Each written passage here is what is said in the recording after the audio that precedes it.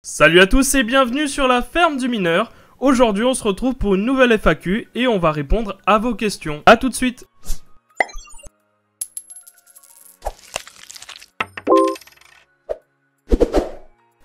Alors d'abord on a une question de Hobbit qui nous dit: bonjour, les nouveaux batchs de Z9 Mini arrivent, mais apparemment les prochains batchs ne seront pas haussés. Effectivement, Bitmain sur ses prochains batchs va limiter l'overclockage et il ne sera plus possible de passer les Z9 Mini de 10 kg sol à 16 kg sol. Mais rassurez-vous, j'ai une solution qui va vous permettre de passer outre les restrictions de Bitmain en ce qui concerne l'overclockage. Je vous montre ça tout de suite. Pour lever la restriction que Bitmain va mettre en place pour l'overclockage, eh bien c'est très simple. Il va tout simplement falloir aller dans Upgrade, dans votre interface Antminer. Donc vous allez dans Upgrade. Ensuite, dans Upgrade, vous allez dans Download Backup. Donc vous allez faire Generate Archive. Hop. Ici, vous allez l'enregistrer. Une fois le fichier enregistré, il suffit tout simplement de le décompresser. Donc vous faites extraire ici. Hop, ici, hop. Une fois que vous avez extrait votre fichier, vous allez avoir un fichier qui s'appelle cgminer.conf. Alors tout simplement, il suffit de faire modifier. Donc ensuite, tout à la fin, vous avez une commande qui s'appelle bitmine-frec et vous la passez tout simplement de 500 à 700. Aussi simplement que ça. Ensuite, vous enregistrez. Vous récupérez votre fichier config ici. Et ensuite, vous faites une archive. Vous allez le compresser. Une fois votre fichier compressé, il vous suffit tout simplement d'aller dans Upgrade. Une fois que vous êtes dans Restore Backup, eh bien vous allez sélectionner l'archive que l'on vient de créer avec les modifications apportées, tout simplement. Voilà, une fois que cela est fait, eh bien vous avez juste à redémarrer votre mineur et normalement, il devrait fonctionner avec les nouveaux paramètres. On a une question maintenant de Adrien Montastier qui nous dit: notre crypto-monnaie, quand elle est convertie en argent, comment on fait pour la récupérer? On le fait avec PayPal? Alors plusieurs options s'offrent à toi pour vendre tes crypto-monnaies contre des euros. Et bien tout simplement, la première solution, c'est de trouver quelqu'un, un particulier qui recherche des crypto-monnaies avec qui tu pourras faire un échange, tout simplement. Donc c'est la solution la plus simple, on va dire.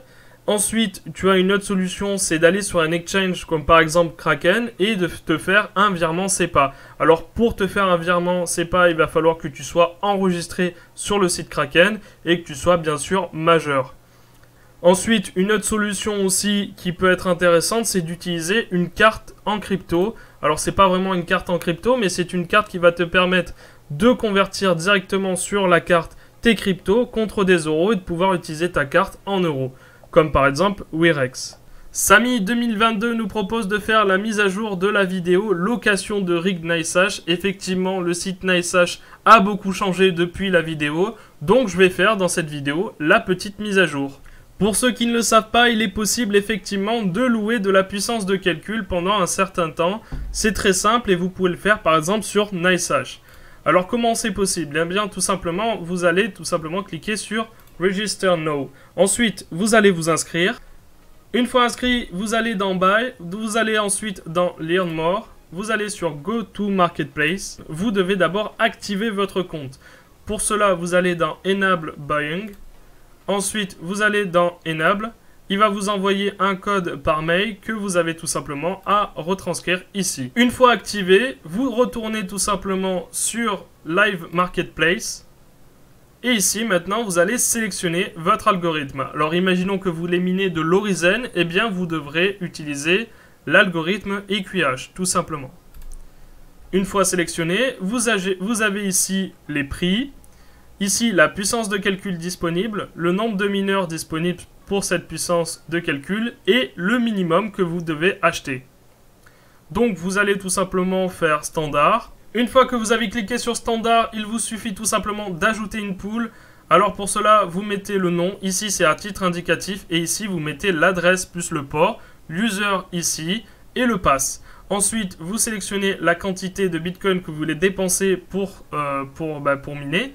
Alors vous allez par exemple choisir 0,05 Bitcoin pour 0,01 mégasol. Alors ça veut dire que pour 0,05 Bitcoin, vous avez 3 jours à cette puissance de calcul, soit 0,01 mégasol. Par exemple, si vous voulez 100 mégasol, eh bien vous devrez vous acquitter de 1 bitcoin et vous aurez cette puissance de calcul pendant la durée qui sera indiquée ici. Ici, c'est 1h15. Donc ça veut dire que pour 1 bitcoin, vous pouvez avoir 100 mégasol pour 1h15. Et ensuite, vous pouvez modifier tout ce que vous voulez. Une fois fait, vous cliquez sur I agree with the term and condition et vous faites place order tout simplement. Je vous remercie de m'avoir suivi pour cette vidéo. Si vous avez des questions, vous pouvez nous poser les questions sur Discord ou dans les commentaires. D'ici là, portez-vous bien, minez bien et à bientôt.